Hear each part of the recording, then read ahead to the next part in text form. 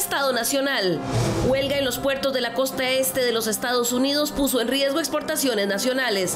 Sin embargo, mientras más se prolongue, peor podría ser y cada vez habrá más productos afectados. Aunque el conflicto duró solo 3 días, expuso nuevamente la fragilidad de cadenas globales de abastecimiento. Ahorita hay un problema de reposición de contenedores, que no han llegado la carga fría y bodegas llenas. Mientras tanto, sector exportador arrasa aún serios desafíos para mantener la competitividad en los mercados internacionales. Esto es Estado Nacional.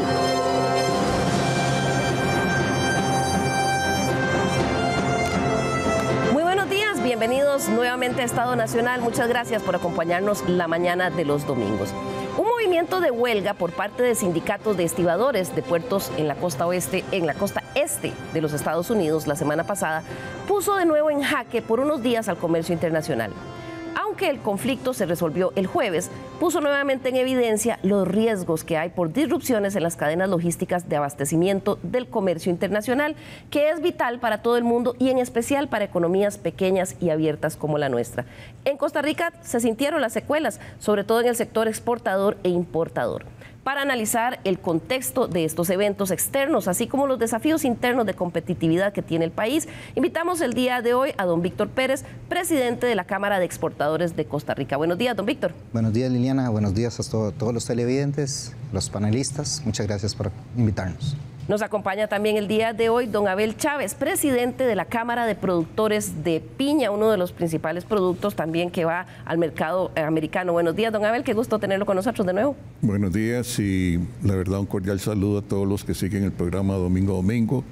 Creo que es una bonita oportunidad también para hacerle llegar al público general las congojas por las que pasamos estos días con el problema portuario que se dio en la costa este de los Estados Unidos. Que es solo una de muchas congojas que enfrenta el sector exportador. Nos acompaña también Rodney Salazar de la empresa Box Logistics, pero él también es vicepresidente de la Cámara de Comercio Exterior y de representantes de casas extranjeras, CRESEX, donde hay, don Rodney, muchos importadores que también tuvieron el alma en vilo en estos días. Qué gusto tenerlo de nuevo con nosotros. Gracias, buenos días Liliana, compañeros del panel. Sí, efectivamente, esta situación que se dio en esta semana anterior afecta tanto la exportación como la importación, ¿verdad? Considerando principalmente que Estados Unidos es nuestro principal socio comercial en ambas vías, pues sin duda estaba también afectando y puso a temblar el tema de las importaciones, ¿verdad? Ahora vamos a ver en qué medida. Y complementamos nuestro panel del día de hoy con Eder Villalobos. Él es profesor de logística de la Universidad de Costa Rica, que también nos va a ayudar a entender un poquito el contexto de lo que está pasando en el mundo en este sector. Bienvenido, qué gusto contar con su presencia hoy. Buenos días, Liliana, muchas gracias por la invitación. Un gusto con los panelistas. Efectivamente, las cadenas de suministro y los equipos de logística se pusieron a prueba esta semana con esta amenaza de los puertos, que nuevamente nos pone en jaque en algunos otros temas que hemos venido saliendo, pero creo que en el transcurso de la mañana estaremos discutiendo bastante de estos temas. Así es, porque tiene múltiples facetas.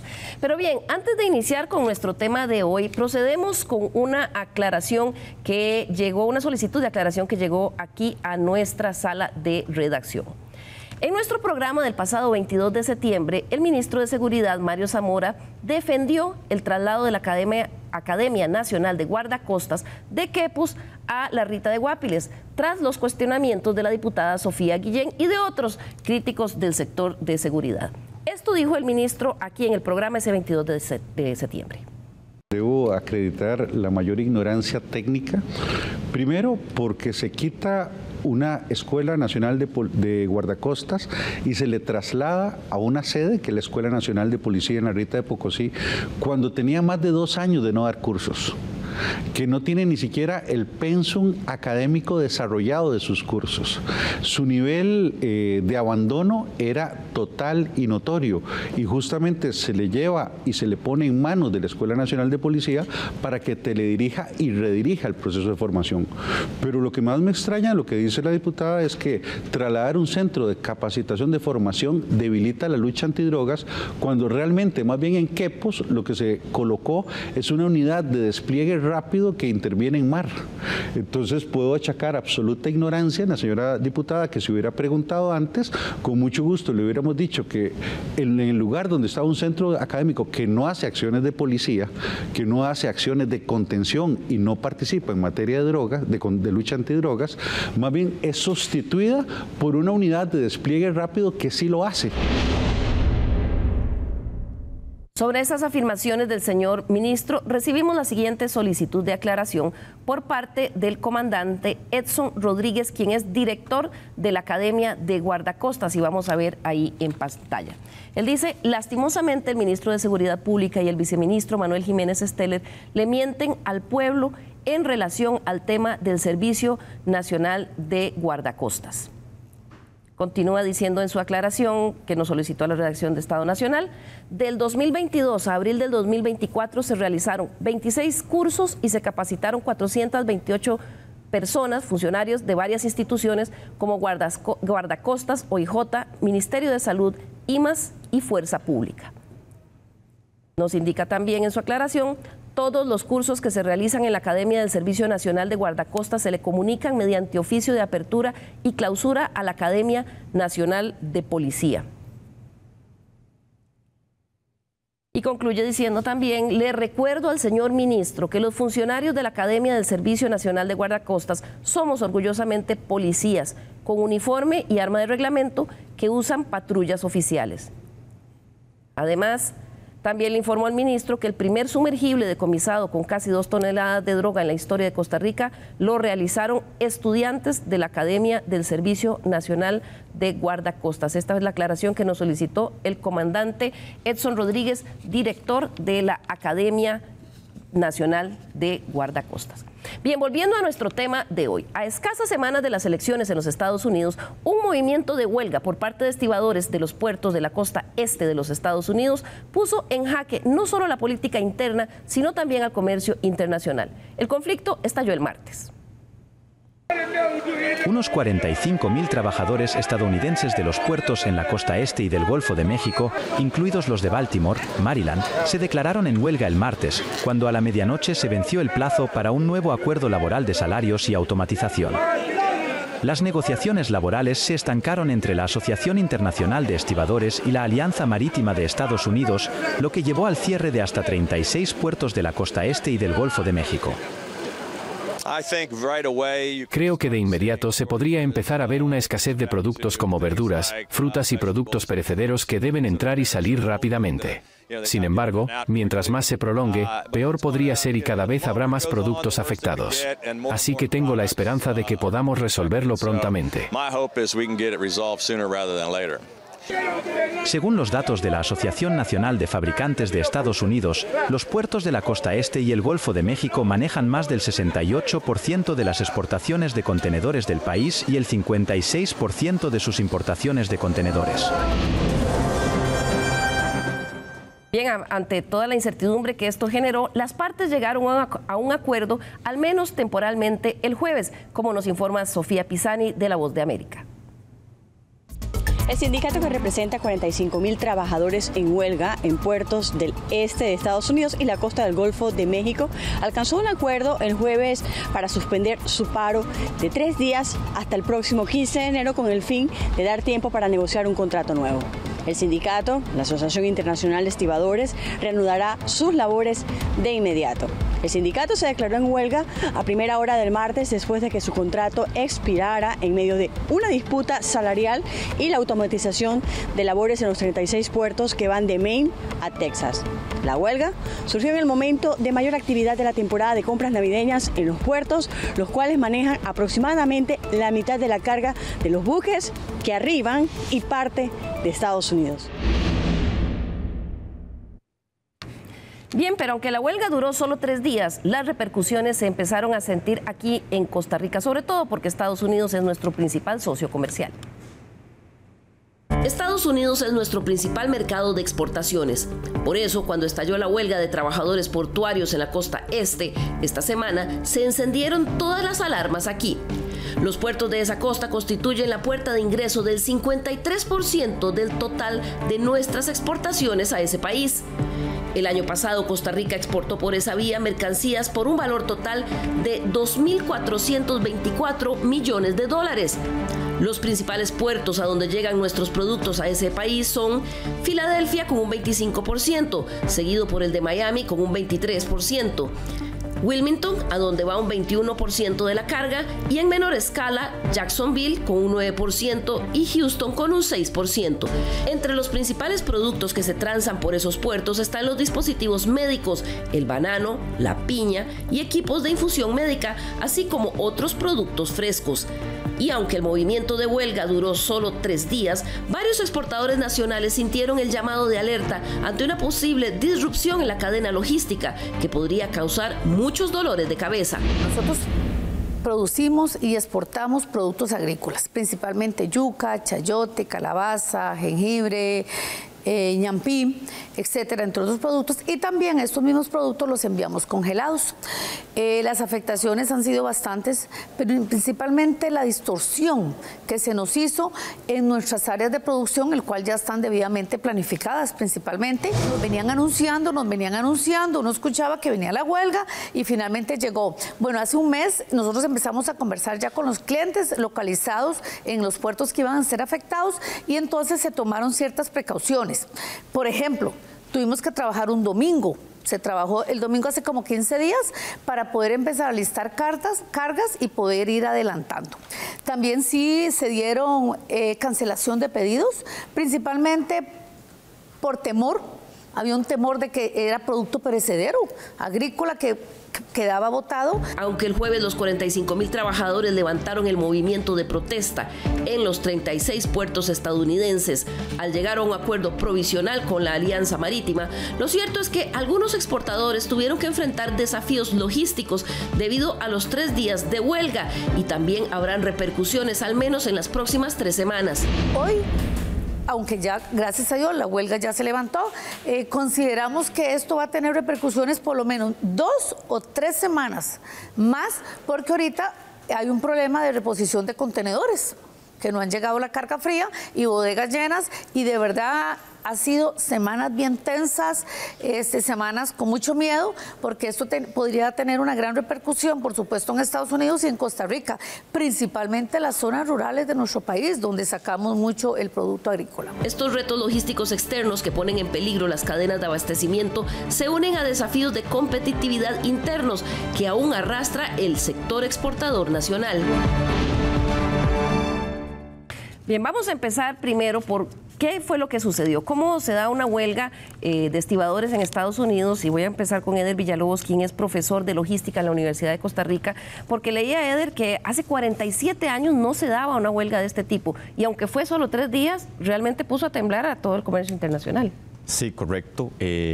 Como bien lo decía Laura, nosotros veníamos escuchando la noticia de las negociaciones y de que se podían romper en algún punto, y temíamos un poco por lo que podía suceder en las cadenas de suministros. Estados Unidos es un puerto importantísimo para nosotros, como bien se explicó al inicio, y una afectación de este sentido iba a ser un caos. Hay un flujo natural de movimiento de contenedores que entran y salen, que en el momento que se detiene genera un caos.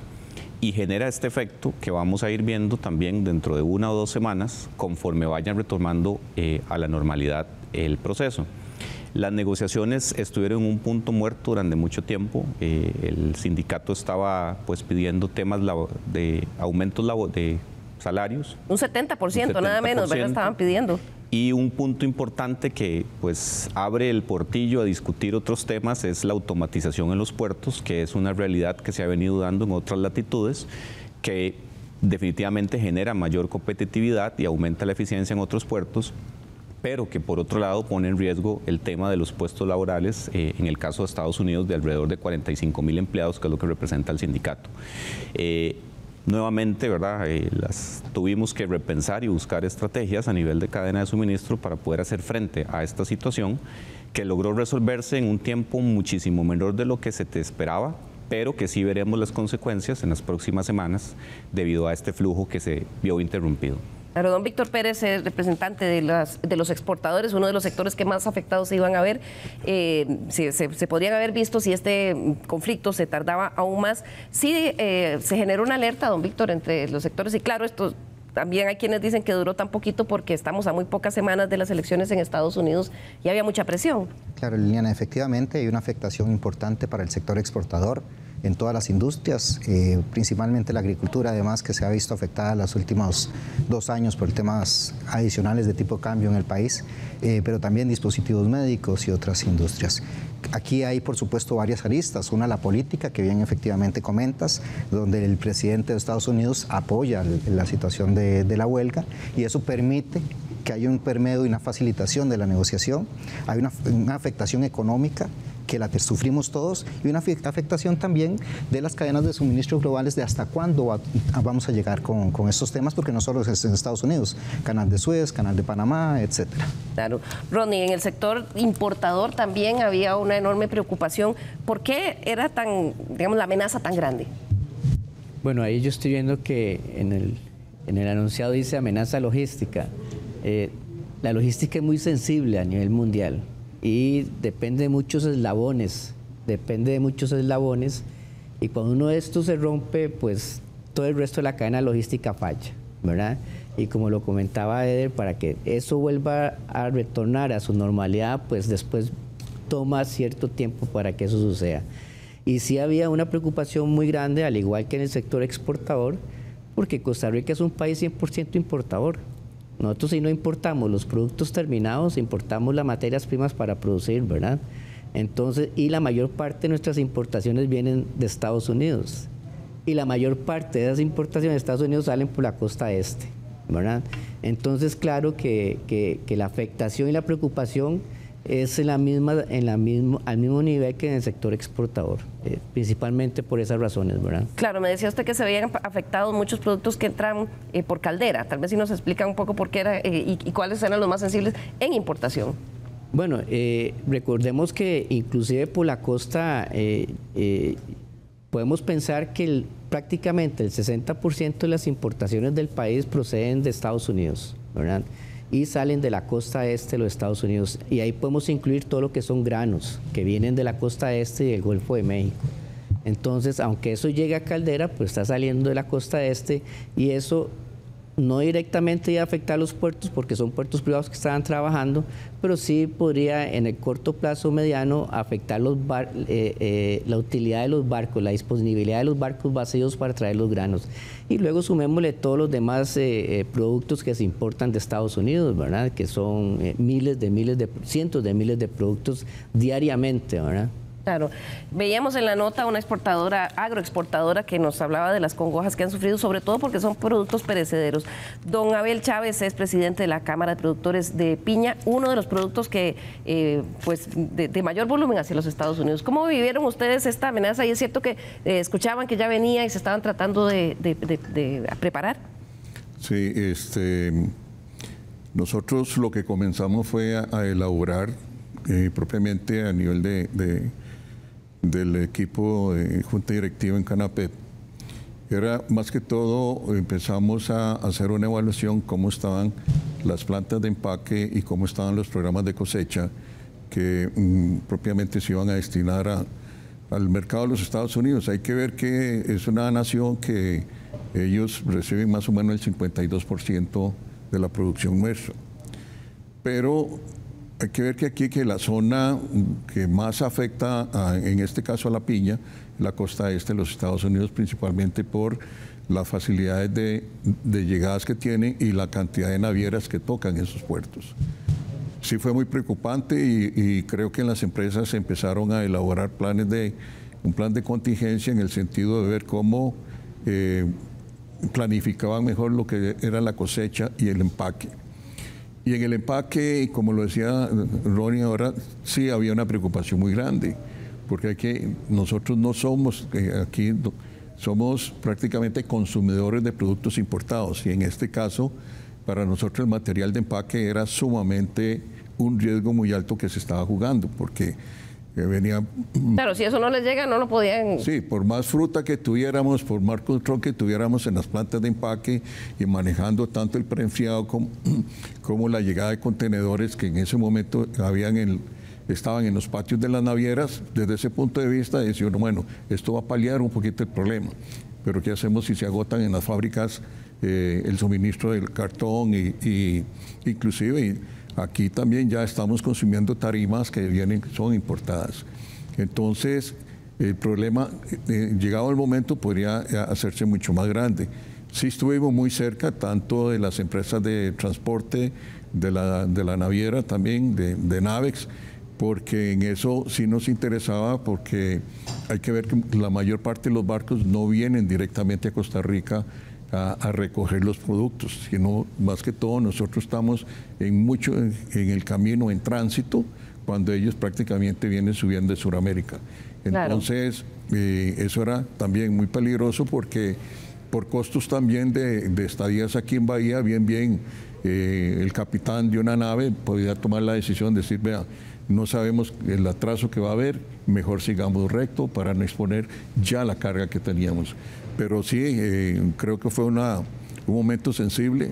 Y ahora que también comentaban lo de la falta de contenedores, eso también era muy grave porque ya pasamos por eso cuando hace unos meses o ya un poquito más de un año, creo que la falta de contenedores también aquí ocasionó terriblemente un caos. No había cargas, los costos se subieron enormemente con las cargas que venían, y por otro lado, para lo que era el agro, eso fue un problema también porque no habían materias primas para fertilizantes y otros productos que se usan en la agricultura de la piña. Claro, es un demoledor de la actividad. Rodney, lo que sí pasó, digamos, ya hubo algunos atrasos y se supone que van a haber todavía vamos a tener 2 o 3 semanas digamos, de disrupción por solo esos 3 días de huelga. Sin embargo, ya incluso habían comunicaciones que hablaban de cuánto iban a subir los fletes por contenedores. Eso sucedió aquí en Costa Rica, ¿verdad? Sí, allá algunas navieras están anunciando incrementos de $1.500 por TEU, que eso es el contenedor de 20 pies, que si el exportador saca contenedores de 40, entonces se le multiplicaba por 2, $3.000 el contenedor de 40, ¿verdad? Le dijeron, si el conflicto continúa, podría cobrárseles 3.000 adicionales. Adicionales a la tarifa que ya pagan, ¿verdad? Eso en el flete marítimo. Y luego recordemos que mucha de esa fruta que eventualmente hubiera entrado por la parte sur de la costa este, llamemos la Florida, y ahí se lleva al norte de la costa este, eso hay que llevarlo por carretera o por ferrocarril, y esos son otros par de miles de dólares más o $3.000 más de costo, ¿verdad? Entonces el incremento sí va a ser muy significativo, bastante fuerte. Claro, tal vez para que nuestros televidentes entiendan un poquito, porque uno dice, bueno, una huelga ahí de estibadores, pero hacía 47 años no se daba una huelga de este gremio en los Estados Unidos. Eder, ¿qué es lo que hay detrás? Porque ellos pedían un aumento salarial, pero también algo que parece difícil lograr, y es que no haya automatización en los puertos. Y este arreglo que se dio no es definitivo. Sí, correcto. Ahorita el arreglo se extiende hasta el 15 de enero, que nos da cierta tranquilidad y paz para pasar tal vez una etapa complicada también a nivel de logística, a nivel país. Pero las demandas, especialmente en el tema de automatización, se vuelven un poco complicadas, ¿verdad? Y entramos ya en otro tema de discusión con respecto a automatización en procesos logísticos, que es algo que hemos venido viendo que toma fuerza en los últimos años en diferentes partes alrededor del mundo. Ya tenemos algunos puertos con porcentajes importantes de automatización, en el caso de Europa, pero que Estados Unidos pues se ha ido quedando atrás en esta línea. ¿Por qué? Hay temas, pues aquí un poco complicados, ¿verdad? Incluso políticos detrás de geopolítica, que van también un poco con respecto a esta automatización y que han puesto a Estados Unidos un poco atrás en la parte de operación portuaria y que ahorita abre esta tela de discusión, ¿verdad? Y que no solo podríamos verlo en puertos, podríamos verlos también a nivel de transporte y en algunas otras áreas también en las que hay oportunidad de optimizar procesos y ser muchísimo más eficiente. Veremos, hay que esperar qué sucede, ¿verdad? Yo creo que este es uno de los puntos que no se va a resolver tan fácilmente con el tema del rate por hora que estaban pidiendo los trabajadores. Era algo que ya el gremio de navieras había pues puesto incluso una primera propuesta sobre la mesa y estaban dispuestos a negociar. Este de automatización para mí tiene un signo de interrogación importante para ver cómo se va a resolver y qué otras discusiones a nivel de logística va a abrir a futuro, ¿verdad? Claro, porque es muy difícil detener, ¿verdad? La expectativa es, recuerdo que hace unos meses hicimos aquí un programa también porque hubo una huelga de escritores y guionistas muy larga en Hollywood que duró varios meses porque ellos se oponen a que los estudios utilicen la inteligencia artificial para redactar guiones. Exacto. Y llegaron a un acuerdo por la fuerza de los sindicatos, pero eso no se sostiene por mucho tiempo. Exacto, y a nivel logística hemos visto cómo la inteligencia artificial empieza a meterse en algunos otros procesos que normalmente han sido manejados por equipos grandes de personas, pero que efectivamente marcan una diferencia, reducen costos, nos hacen más eficientes y es hacia donde vamos. Aquí la discusión en la que tenemos que entrar es, bueno, ¿qué vamos a hacer con la automatización, con la inteligencia artificial en ciertas posiciones? ¿Cómo podemos adaptarnos? Pero veo difícil que podamos detenerlo en algún punto. Entonces tiene que haber un proceso de discusión y de llegar a un acuerdo de ganar-ganar para ambas partes que permita efectivamente la automatización, pero que tampoco represente que perdamos, por ejemplo, en el caso de Estados Unidos, 45,000 puestos, ¿verdad? Si decidimos automatizar todos los puestos. Claro, un desplazamiento. Don Víctor, se ganó, digamos, 3 meses, porque esta negociación estamos empezando octubre hasta el 15 de enero. Sin embargo, ya al mismo tiempo que se anunciaba el acuerdo al que llegaron con los sindicatos de estibadores, empezaron a hablar los sindicatos de choferes de camiones, diciendo que ese beneficio que lograron salarial no los cubre a ellos. Entonces sí hay una incertidumbre, porque ahí estamos en el medio de eso, que no podemos hacer nada nosotros como Costa Rica, con los otros problemas que tenemos de competitividad, que vamos a hablar en el próximo bloque, pero que están ahí. Claro, efectivamente el tema de los transportistas y los sindicatos de estibadores es complejo. Y desde como bien lo planteaba Leder, desde la automatización, desde el tema de la inteligencia artificial, pero sí creo que debemos prepararnos para muchísimas cosas más, incluso desde nosotros buscar también puertos privados, negociar con las navieras, buscar algunas consolidaciones adicionales, y es un poco el trabajo que desde la Cámara de Exportadores estamos haciendo ahorita con negociaciones. Aunque no podemos hacer nada en Estados Unidos, sí podemos hacer cosas desde acá para intentar paliar un poco la situación. Claro, don Abel, porque ahí están entonces los productores frente a estas congojas, como usted lo decía al principio del programa, pero también con otras congojas internas. Pues sí, y hay que tomar en consideración también que viene para el periodo que están dando ellos o este espacio en la negociación que hicieron, se puede juntar con Costa Rica con los picos de producción.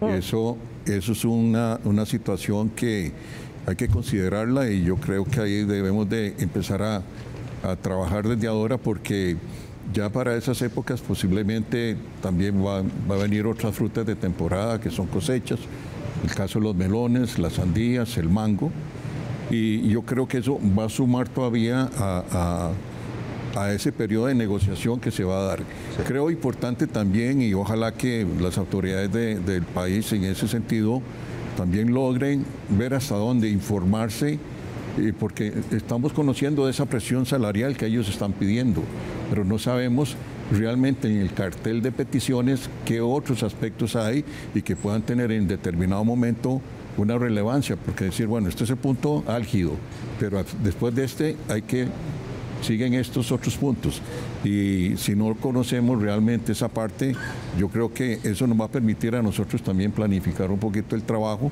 Y por qué no, pues hay que ver que en la agricultura, en el caso de la piña, ya la plantación está ahí, la cosecha está ahí, y lo único que queda son brazos. Ahora que hablaban de la automatización, yo creo que esto también es un reto para Costa Rica, porque hay que ver que en el sector agropecuario la mano de obra cada vez está siendo un problema. Es un problema que está creciendo. En el caso de la piña... ¿Por escasez? Sí, correcto. En el caso de la piña se ha venido automatizando un poquito ya en algunas plantas, se han hecho un esfuerzo, y por ejemplo en el caso de la selección, ya era muy dado y muy normal utilizar las máquinas los Sizer. En algunas plantas de empaque ya el armado de tarimas ya se hace, como nosotros les decimos, robots. Que sustituyen los brazos de... Exacto. Pero es precisamente no con la finalidad de ir sustituyendo, sino como preparándose a algo que tarde o temprano nos va a atacar a nosotros en la parte agrícola. Porque, don Abel, y vamos a verlo en la próxima parte, en el segundo bloque, es con lo que se tiene que competir cuando hay una economía abierta como las nuestras, y todas esas transformaciones que se están dando en el resto del mundo van a afectar la forma en que nuestros productos sean o no competitivos. Vamos a hacer aquí nuestra primera pausa y al regresar vamos a ver cuáles son algunos de los desafíos que se arrastran en temas de competitividad para los sectores aquí en el país. Ya volvemos.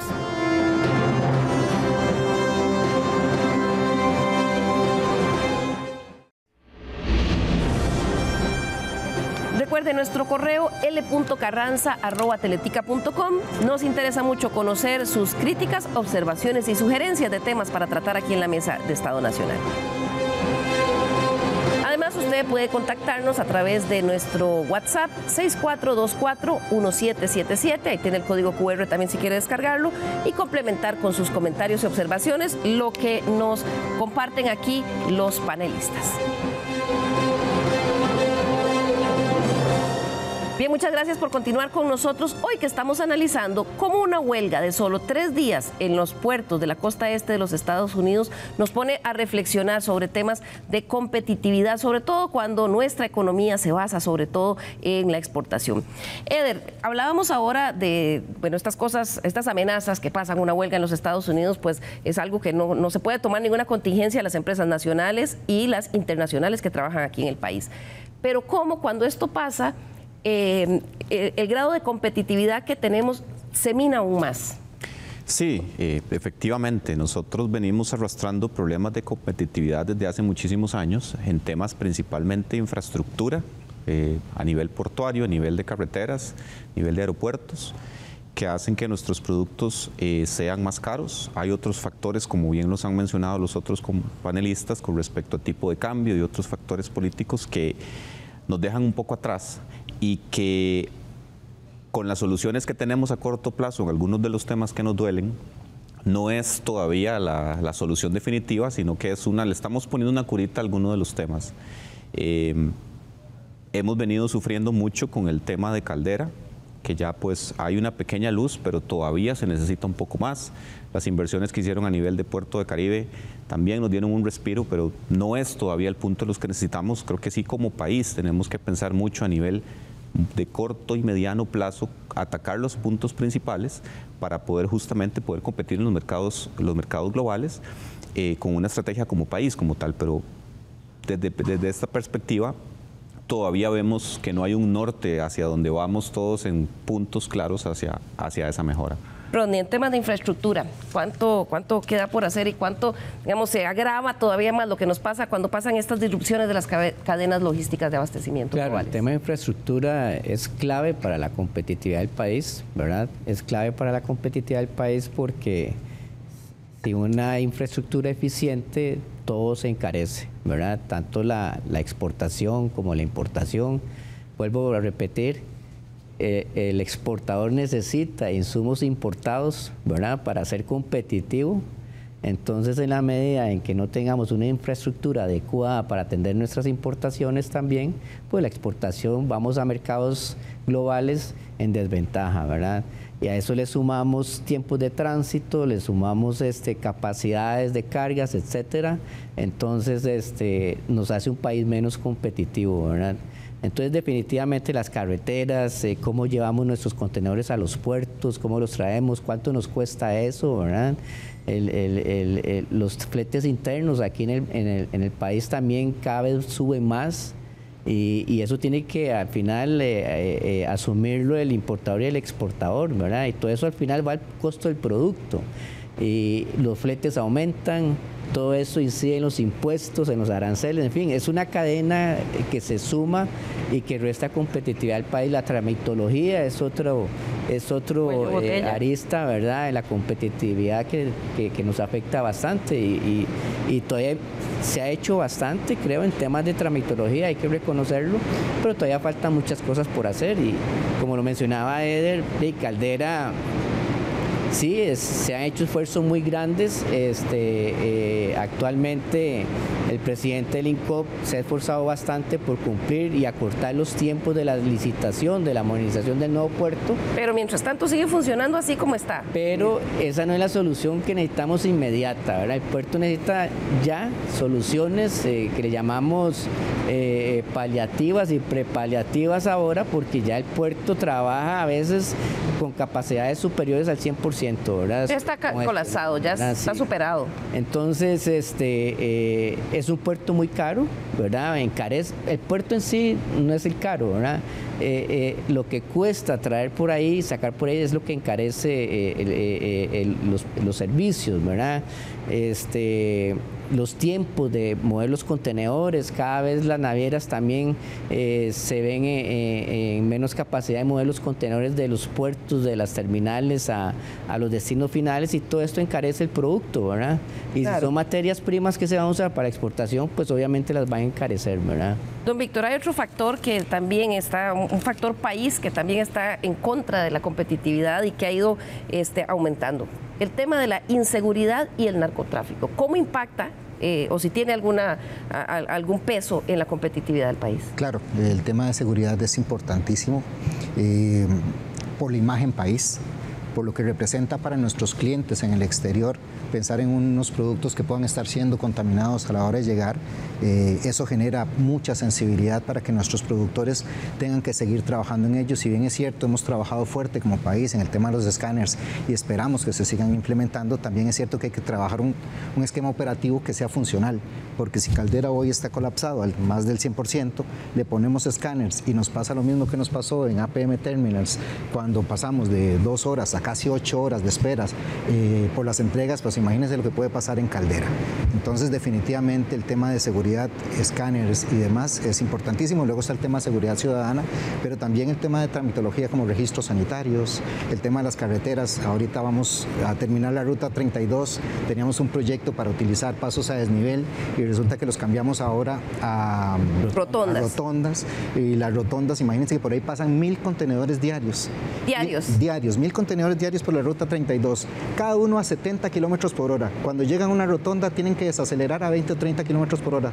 Son 9 rotondas. ¿Cuántos cuellos de botella y tiempo vamos a generar para que nuestras exportaciones lleguen más lento a APM Terminals y el turismo a la zona de Limón? ¿No suena lógico para ustedes, bajo ninguna circunstancia, hacer 9 rotondas en esa vía? No tiene ningún sentido.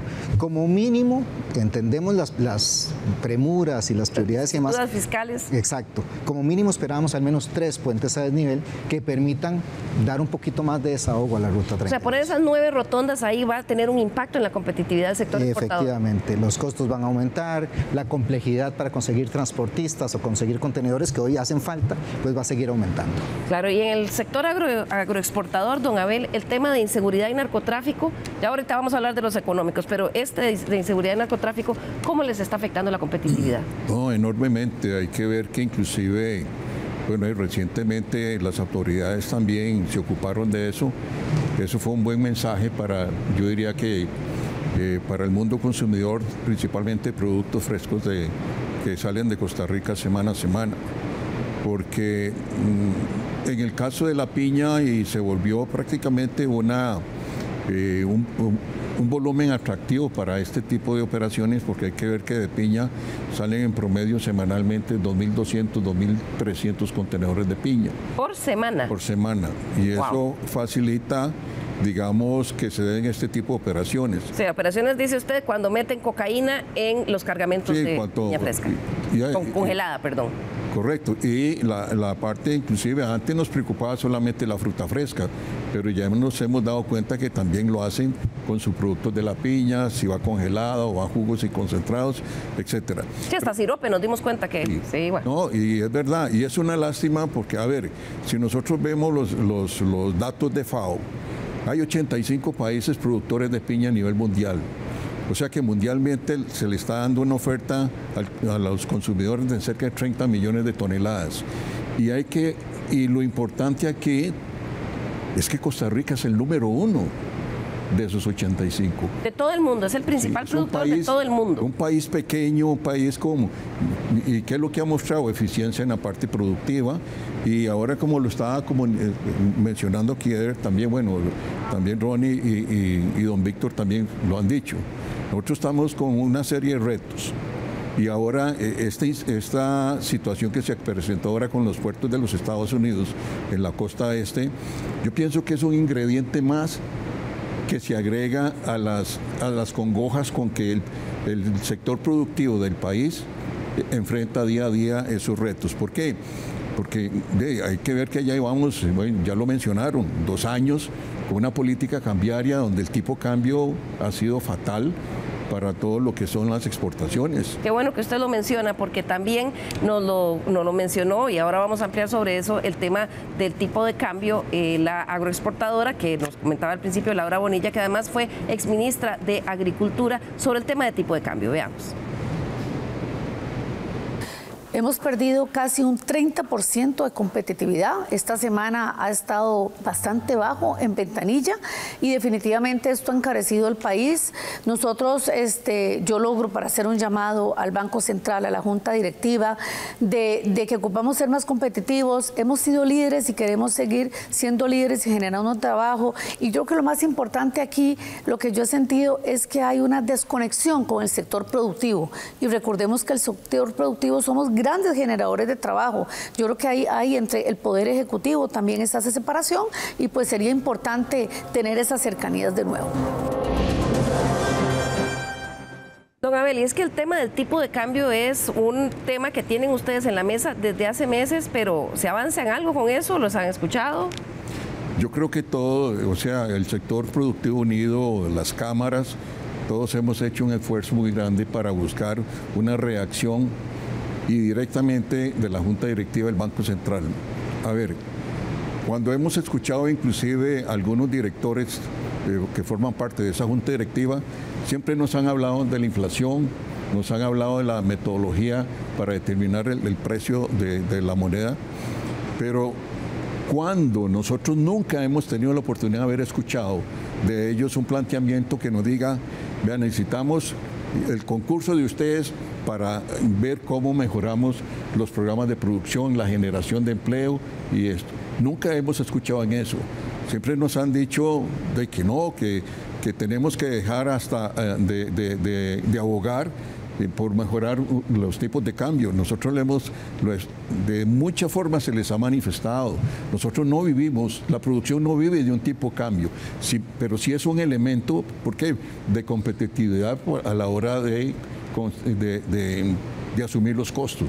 ¿Por qué? Porque semana a semana, mientras no haya, digamos, una política que nos dé a nosotros una tranquilidad, lo que existe, por ejemplo, en los importadores, y muchas veces uno lo ve, porque le dice, mira, pero ¿por qué el material de empaque, por ejemplo, pasó de tanto a tanto?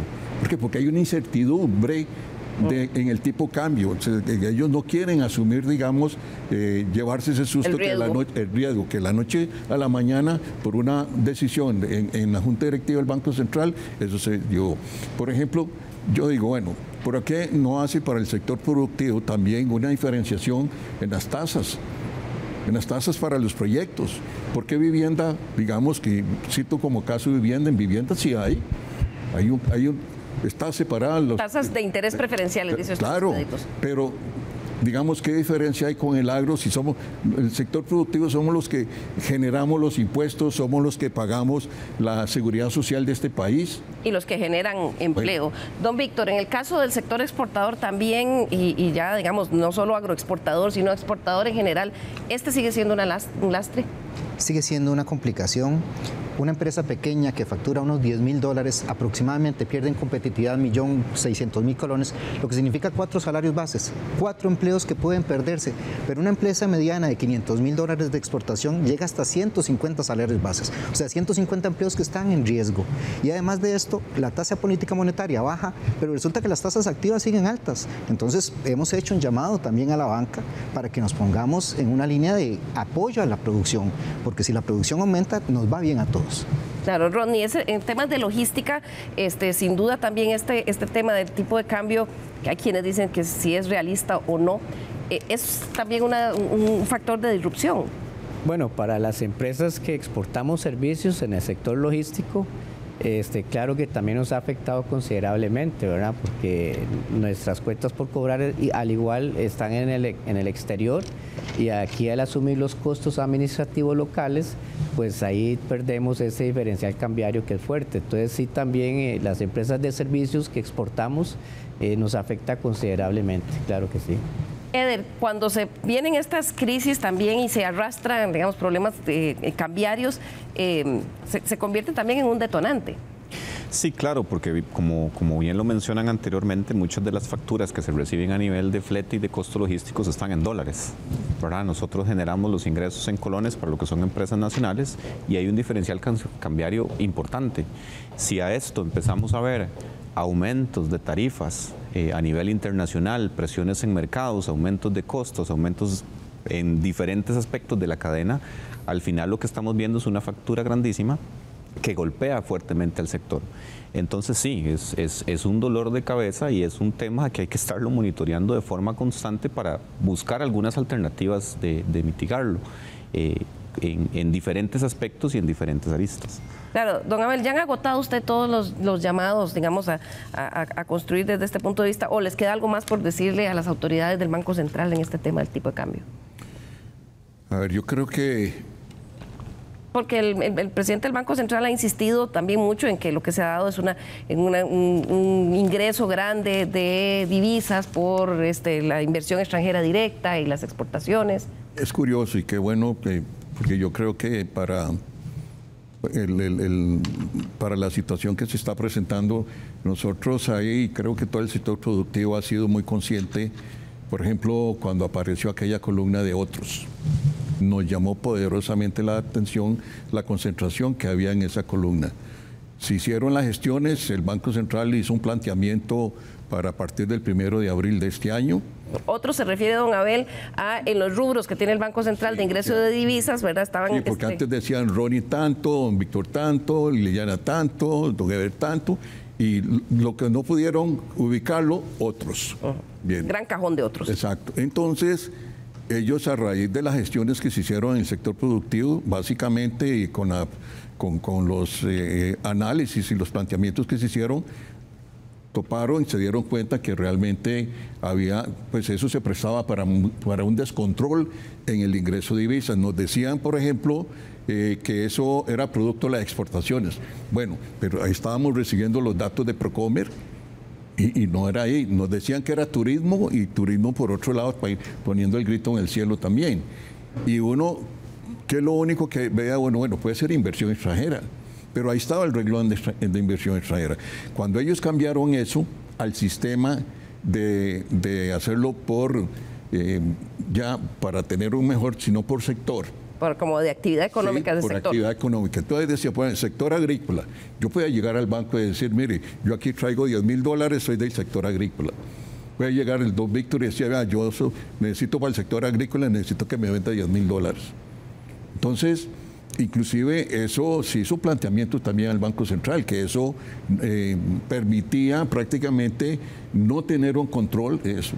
En el último, uno de los informes que ellos hicieron creo que el bimestre de abril-mayo, también ahí aparecieron, a pesar de que tenían el sistema, apareció otro volumen de más de $1.000 millones que estaban también sin identificar. Que no se sabe de dónde vienen. Entonces dice uno, bueno, vea usted lo que ocurrió la semana pasada. Hasta hubo confeso de una de las personas que detuvieron, lo que él negociaba, los negocios que él tenía. ¿Se refiere usted a los casos por narcotráfico que ha estado desmantelando el organismo de investigación judicial y que en algunos casos, como este último que se vio, había una empresa exportadora de piña que incluso iba hasta para una feria internacional en representación de Costa Rica y que estaba ligada a uno de los 50 personas más peligrosas buscadas por la DEA en temas de narcotráfico?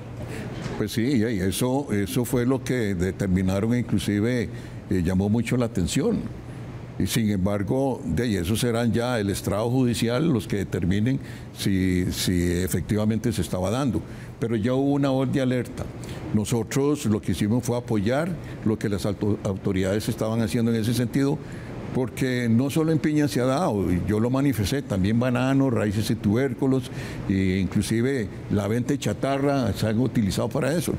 Entonces dice uno, bueno, caray, eso es un buen mensaje para los que están en eso. Yo creo que ya con lo que se dio, sí, también a nosotros nos sorprendió mucho cuando, a pesar de que si ya eso venía y se sabía, cómo íbamos... Y yo así lo mencioné, estábamos todos bajo la sombrilla, bajo el techo de Procomer, y Procomer es marca país. En una feria internacional de exposición de frutas donde iba esa compañía que... Y ahora que estaban hablando de competitividad, eso es competitividad también. Tener una sana operación de producción y exportación, eso es parte también de todo lo que se está buscando ahora para mejorar la parte de generación de empleo, la generación de producción, y esto que están mencionando ahora, lo de la infraestructura. Cada día nos estamos viendo nosotros cada vez más atados de manos y en ese sentido no vemos la mejora. Claro, frente a un mundo más competitivo. Se me quedaba un factor también, don Víctor, que está afectando la competitividad, el tema de talento humano. Talento humano. Sí, efectivamente tenemos una brecha educativa importante. 2018, 2019, 2020, huelgas de maestros, viene la pandemia, 2021, teleeducación, muchísimos de los chicos no tenían las capacidades, las computadoras, no había internet suficiente para ellos, y hoy tenemos una brecha que nos pone en un país que hemos construido los últimos 40 años, y que es lo que nos permite ser uno de los referentes en exportación en el mundo, pero no estamos seguros que en los próximos 5 o 10 años podamos obtener la misma cantidad de mano de obra para atender los nuevos proyectos como semiconductores, para mantener el tema de dispositivos médicos y cómo además apoyar al sector agrícola para que tenga gente que también quiera hacer el trabajo agrícola. Claro, y en eso hay todavía falta mucho que hacer. Vamos cerrando ya el programa, se nos acabó el tiempo. Voy a pedirle a nuestros invitados que en un minuto nos den una reflexión final frente a esta disrupción logística que se presentó la semana pasada, pero que también nos hace poner las barbas en remojo sobre los temas de competitividad. Comienzo con usted, Eder Villalobos, profesor de logística de la Universidad de Costa Rica. Bueno, yo creo que nosotros en cadena de suministros y logística tenemos que ser resilientes. En los últimos años se han venido presentando diferentes amenazas que nos han hecho ser creativos y buscar alternativas. Esta no va a ser la última, definitivamente vienen más y tenemos que prepararnos para lo que viene.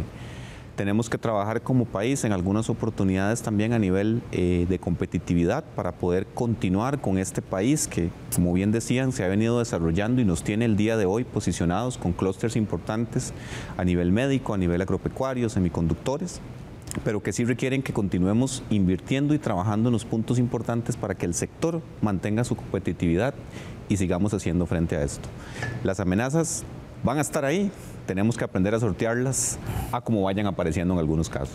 Así es, porque cada vez aparecen más y más nuevas, ¿verdad? Un día es lo que pasó con la guerra entre Rusia y Ucrania, ¿verdad? Que nos golpeó durísimo. Luego un buque que se atoró en el canal de Suez y que también generó enormes problemas. Los temas ambientales que hicieron que el canal de Panamá también tuviera que restringir el paso de un montón de barcos porque no había suficiente agua. Así que la capacidad de sorpresa todavía no la hemos agotado. Rodney Salazar, de Cresex. Sí, vamos a ver. La economía de nuestro país se basa básicamente en el comercio exterior, ¿verdad? Se ha desarrollado bajo ese perfil y debemos pensar y tener muy claro que la logística es indispensable para el comercio exterior. O sea, las mercancías no se mueven telepáticamente. Y si bien es cierto, aplaudimos toda la apertura que ha tenido nuestro país, los tratados de libre comercio y todo ese tema, y los apoyamos, hay que pensar en la logística, hay que tener centros logísticos que no hemos desarrollado. Yo pienso que esa parte se ha abandonado en el país y eso implica pues parte también de la infraestructura que necesitamos mejorar. Tuvimos creo que un buen salto con la terminal APM en el Caribe, ¿verdad? Que trajo beneficios logísticos claramente para nuestras exportaciones principalmente. Ahora urge en el corto plazo, inmediato plazo, mejoras en el puerto de Caldera porque por ahí entra la mayor parte de nuestras importaciones también. Entonces hay que ponerse a pensar en la parte logística. Hay otros países que ya lo están haciendo. Tenemos el vecino del lado del sur, Panamá, ¿verdad?, que es un país que está desarrollando literalmente ciudades logísticas. Le está apostando al comercio exterior. Entonces yo creo que esa apuesta la tienen muy clara y no pueden hacerla sin pensar en el tema logístico. Eso es indispensable para que el comercio exterior sea exitoso y le dé competitividad al país. Otro tema en el que debe trabajar el país. Don Víctor Pérez, de la Cámara de Exportadores de Costa Rica. Sí, yo quisiera hacer un llamado al sector productivo que hemos estado unidos en las cámaras en diferentes posiciones, pero sobre todo a Zapote y Cuestamoras, que hagamos un trabajo por unir esfuerzos para trabajar en la proyección, la visión país de los próximos 10 y 20 años. Como mínimo, úsennos. Nosotros tenemos los insumos, los exportadores, los productores, el sector empresarial de nuestro país. No necesitamos que nos regalen nada, necesitamos que nos dejen trabajar. Entonces, pues ese es el llamado que hacemos. Claramente hay muchas oportunidades, hay mucha capacidad de producción, tenemos talento humano, pero no queremos seguir perdiendo competitividad porque estamos con la mente en otras cosas de posiciones políticas partidarias que realmente no le generan mayor cosa al país. Claro, que lo que hacen es dividir al país o en cosas pequeñas como por ejemplo no consultarles si 9 rotondas hacia el puerto de exportación más grande iban a quitarle competitividad. Correcto. Muchas gracias, don Víctor. Concluyo con don Abel de la Cámara de Productores de Piña. Bien, yo me uno a ese llamado que hacen aquí los compañeros panelistas. Y yo a veces inclusive me he preguntado, bueno, don Víctor y don Ronnie ahora lo mencionaron, ¿con qué interés este país ha firmado 17 tratados de libre comercio? ¿Para qué se firma un tratado de libre comercio? ¿Para que nos vean firmando un protocolo? ¿O para darle las herramientas a un sector productivo que ha demostrado ser eficiente, que ha demostrado que puede hacer las cosas? Y yo en ese sentido, yo creo que ahí ha faltado esa unión, de tal forma que el sector productivo, las políticas de, como decía don Víctor, las políticas de Casa Presidencial, Zapote, y yo también en la Asamblea Legislativa, don Víctor, y yo agregaría algo más, el Banco Central, que juega un papel sumamente importante. O sea, no puede ser que dejen al sector que produce, al sector que genera empleo, al sector que paga impuestos, dejarlo simplemente irlo estrujando. Y una solución no es, si no le sirve el tipo de cambio, cámbiense en la camiseta. Eso no es una solución al sector productivo. Correcto. Y yo creo que en eso es lo que nosotros pedimos, conciencia, porque hay que ver que nosotros con una inflación negativa no comemos. Una inflación negativa no le damos paz social a este país. Y yo creo que desde ese punto de vista o tratamos de fortalecer lo que tenemos, lo que hemos venido haciendo, para poder darle a las futuras generaciones un país, primero que todo, con democracia, donde priva el diálogo y también donde haya esa seguridad social. Claro. Y la población tenga lo necesario para continuar en un sistema productivo. Eso es lo primero en lo que tenemos que trabajar, es en lo que podemos trabajar, porque las amenazas globales, como vimos, sobre ellas no tenemos control, pero nos afectan muchísimo. Demasiadas gracias a nuestros panelistas del día de hoy, a ustedes en sus casas por acompañarnos. Nos vemos nuevamente el próximo domingo aquí en Estado Nacional. Que tengan un muy lindo domingo.